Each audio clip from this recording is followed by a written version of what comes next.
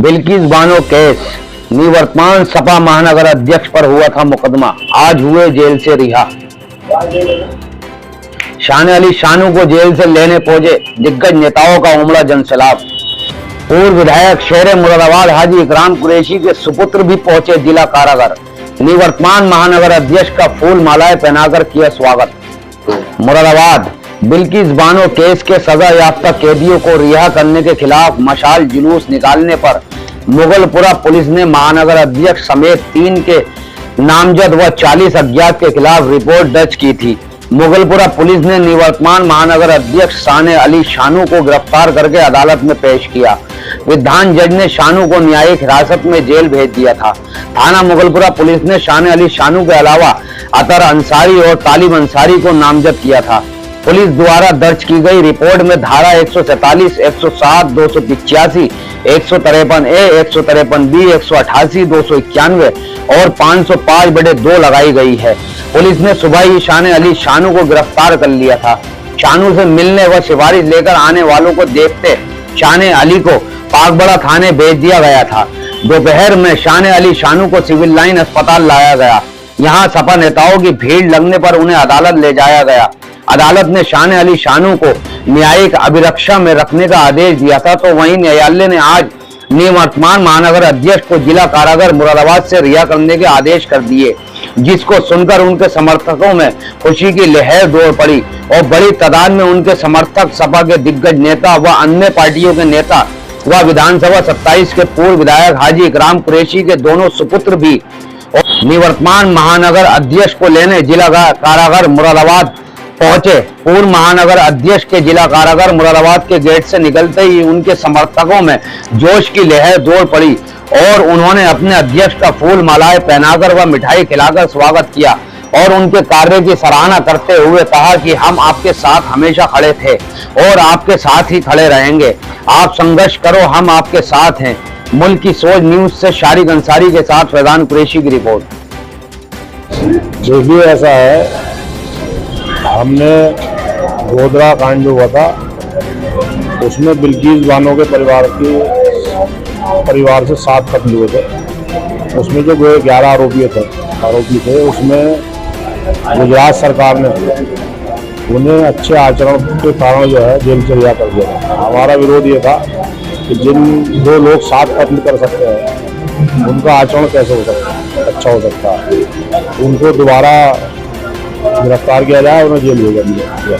इसको लेकर हमारा जुलूस था, मगर सीओ साहब जो है हमारे सीओ सती साहब, उन्होंने कहा आपके पास परमिशन नहीं है प्रोग्राम की। परमिशन जो है हमने LIU को 48 घंटे पहले सूचना दे दी थी और LIU ने जब हमसे कह दिया कि आप निकाल सकते हैं, उसके बाद हमने वो जुलूस निकाला था।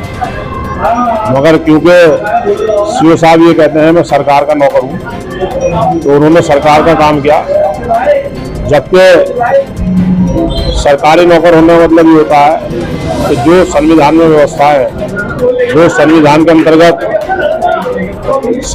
अंतर्गत उन्हें काम करना चाहिए, वो काम न करके जो भी सरकार उनसे काम कराना चाहती है, चाहे वो संविधान विरोधी हो, वो करते हैं। सीओ साहब की जो कार्यशैली है वो संविधान विरोधी है और मैं उसकी निंदा करता हूँ। आज आप रिहा हो गए, छोटे से छोटा कार्यकर्ता भी वहाँ मौजूद था। आपको याद होगा, हमें भी याद है, जब आप महानगर अध्यक्ष बन के आए थे तो आपने एक बात कही थी हमसे कि जो सांसद और विधायक होते हैं वो अध्यक्ष के बाद आते हैं, और वो तभी ऐसी है। आज छोटे से छोटा कार्यकर्ता मौजूद था, सीनियर लीडर मौजूद थे, लेकिन वो विधायक या सांसद मौजूद नहीं था। तो क्या माना जाए, वो कुछ उम्मीदवारी है?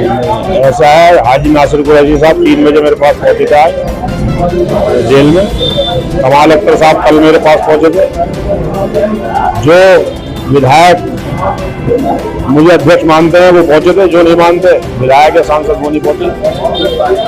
क्या माना जाए, उम्मीदवारी है पार्टी? मैंने बता दिया आपको, जो मुझे अध्यक्ष मानते हैं वो पहुंचे, जो नहीं मानते होंगे वो नहीं पहुंचे।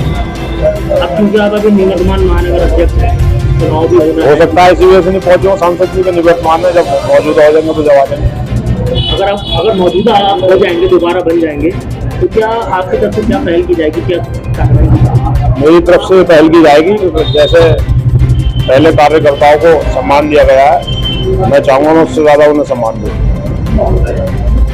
और आज जो है जो सीओ साहब ने सरकारी तंत्र के द्वारा जो गलत तरीके से एफआईआर दर्ज की थी, उसमें न्यायालय ने मुझे बेल देके न्याय की जीत कराई है, सच्चाई की जीत कराई है। क्योंकि सीओ साहब ने इंस्पेक्टर साहब को कह के एफआईआर दर्ज कराई थी और उसमें कहा था कि जब हमारा जुलूस वहाँ से गुजरा तो दुकानें बंद होने लगी, भगदड़ मच गई। तो 8 बजे बाजार बंद हो जाता, हमने 8:30 बजे जुलूस निकाला था, 8:20 पे वहाँ मंडी चौक पहुँचा था। तो कहाँ दुकानें बंद हो गई। तो उनका जो झूठ था वो कोर्ट ने नहीं माना और सच्चाई की जीत हुई और मुझे बेल मिली। अगर गिरफ्तारी अगर चाहते तो मेन पॉइंट से भी कर सकते थे, ये क्या दिखाओ पुलिस ने किया है कि घरों से बुलाकर बाद में मुकदमा लिखा गया।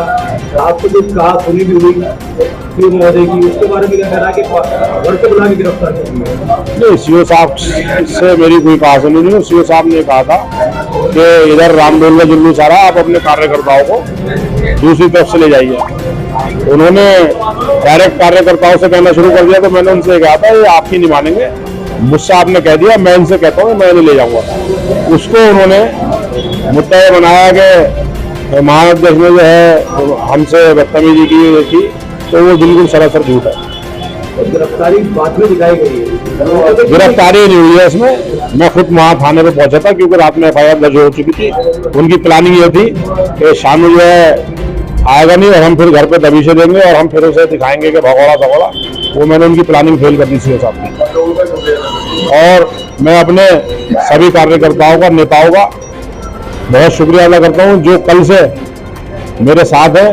कल से पूरे दिन उन्होंने पुलिस की जीप के पीछे चक्कर लगाए और आज पूरे दिन जेल के बाहर मेरे आने का इंतजार किया। उनका बहुत बहुत शुक्रिया, बहुत बहुत शुक्रिया।